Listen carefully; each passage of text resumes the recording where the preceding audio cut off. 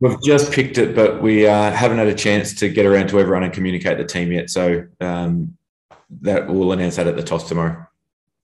No worries. And I just wanted to also ask if this might be a question more suited for Cole, but is there any news on Mitchell Starc with his injury? Is he any chance of featuring in this 5-match one-day series? Yeah, he's still got some stitches in his hand, so he's likely to be available for the third ODI. So unfortunately, that hasn't been as quick as what we would have hoped. But yeah, being quite a significant injury to his bowling finger and him not being able to have any tape on that during a game or when he bowls, that's just made it that little bit more difficult. All right. Thanks so much, Aaron. Cheers. Mel. Aaron, if you can't tell us the team, are you able to tell us anyone from outside the T20 squad who's definitely going to play in the one days? Alex Carey will come back in. Marnus will come back in. I think that's it for outside the T20 squad so far. Yeah. Yep. You know what? It's pretty simple.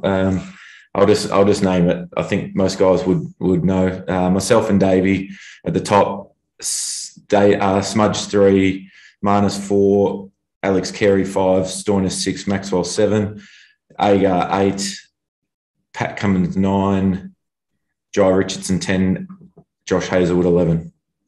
So apologies to the guys that I haven't got around and spoken to just yet.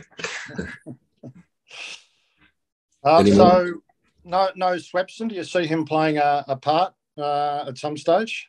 Yeah, we do. We feel as though having a look at the surface the other day, it's been prepared for a couple of days.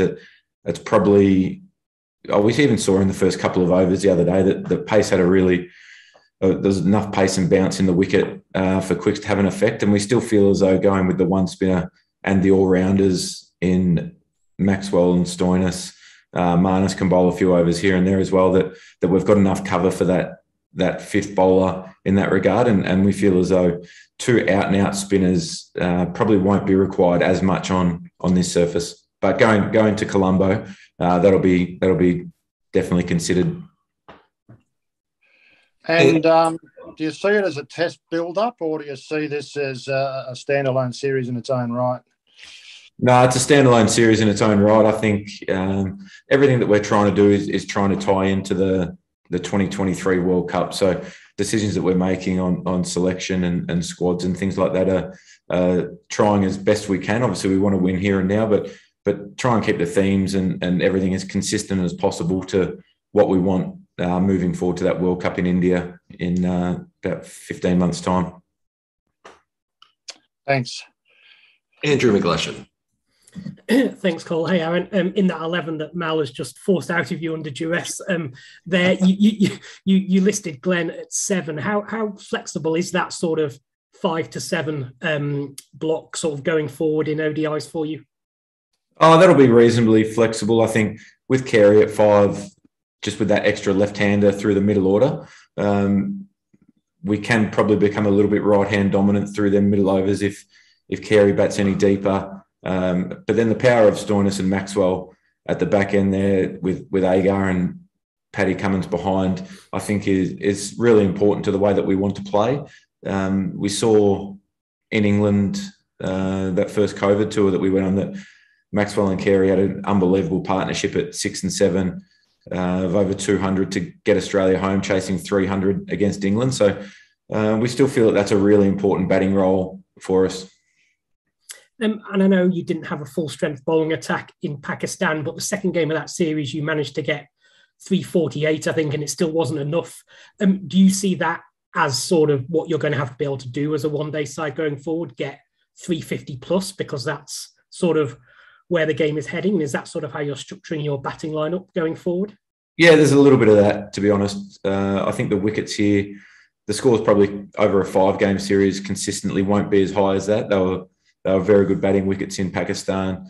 But I think the ability for us to be able to push the boundary on them scores consistently is really important for us to have that batting depth so that we can continue to be really aggressive all the way through our 50 overs with the bat. Cheers, Aaron. Thanks. Mel.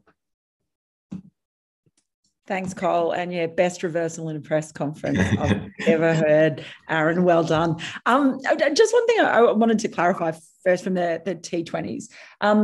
When Glenn Maxwell came in that final one, was that always going to be the case, or was that based on the match situation at that time? That was just purely match situation. We like to have Steve ready to go at 4, Maxi ready to go at 4. We feel as though if there's spin on at the back end of the power play, that Maxi can come in and have a really big impact on that and be overly aggressive. I think to a point with only 2 fielders out, I think he hit his 3rd ball for 6. Really good shot. So we want to be really flexible through that middle part of the innings, and having Maxi ready to go in that power play in T20 cricket is really important for us. And I guess I've got a bit of a sort of broad question on ODIs. How do you, I guess, balance what you're trying to do at the moment with these different formats and at different stages with the volume of ICC tournaments increasing and having back-to-back sort of T20 World Cups? How can you actually sort of, I guess, start that plan for the ODIs now? Is it difficult? Oh, that has its challenges, but I think what we found, COVID's obviously played a big part in that with condensing the schedule over a period of time to fit in the Future Tours program. I think also we've seen over the last, particularly the Pakistan tour, that the depth that we've been able to establish in white ball formats is really important for us, because inevitably with this much cricket there will be injuries. That's a part of the game that happens. So to be able to build that next layer of depth for now, as well as a little bit of backup, but also the future in transitioning when guys are moving out of white ball formats or retiring, I think that will help Australian cricket stay in a really strong position over the next couple of years and not sort of have 4 or 5 players all sort of ending within 12 months of each other and then there being quite a void. So I think that there's that really fine balance about winning now and creating momentum, but also building that next layer of depth. Thanks. Louis. Aaron, you got Pat Cummins back. I think it's his first ODI in 18 months. What have you seen from him? Is he refreshed? Is he keen to go? Yeah, he's very keen to go. He's fresh and recharged after getting over that hip injury. I think that had been lingering around for sort of 12 or 14 months. So for him to be able to have a good solid recovery period and then a training block, he's come here. He looks like he's up and running, and I've only faced him once in the nets. He bowled yesterday, which was a day off for the T20 players. So that's a really good sign for us to have Pat back around the group. Not just his bowling skill, but his leadership and his cricket brain, I think, is really important out on the field as well. Any more there, Louis? No, I'm good. Thanks. Thanks, Just a quick update for the group while everyone's on the line. Kane Richardson's unfortunately had to leave the tour. He's got a fairly severe hamstring injury, suffered early in the game the other night. So he's going to be replaced in this group for now with Scott Boland. Cheers, Cole. Thanks. Okay, awesome, guys. Thanks very much, and thanks to Aaron Finch for coming along. Thanks, guys. Can I ask one or two more? Of course you can, Mel. Go on, Mel. Thank you. Just more broadly, and I don't know how much you're across any of this, but do you have any feel for what's happening with those one-dayers in January? There's some talk that they're going to be cancelled and you might be able to play in the BBL. Our focus at the moment is playing them games. As a player, that's well and truly out of our control. We know that South Africa are starting their domestic T20 competition, but we'll still plan for them to go ahead at this stage. Yep. And with both South Africa and a tournament starting in the UAE sort of dominated by major Indian corporations and some IPL clubs, was there been any chatter or any concern about what impact those tournaments may have on the Big Bash, given that they're the same time? I think it's going to come down to personal preference. I think the UAE League, as well as the South African ODIs, the South African League, it's going to spread the international talent out, no doubt. And it's not ideal, but I think in the current climate, people are searching for windows to play their domestic T20 competition. So, yeah, it'll be a really interesting time. And it hasn't been spoken about too much around this group, to be honest. So, yeah. And it's just confirming, Pat Cummins, has he been playing with a hip injury for a year? Yeah, it's just been something that's been ongoing for a little while, and he hasn't. It just caused him a lot of discomfort at times, and it's not been one particular instance or anything. It's just been a gradual build up, and he hasn't really had the time to really recharge and recover it.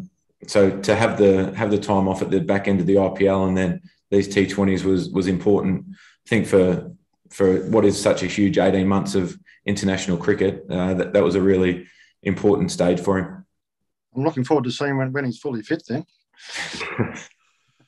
Very good. Thank you.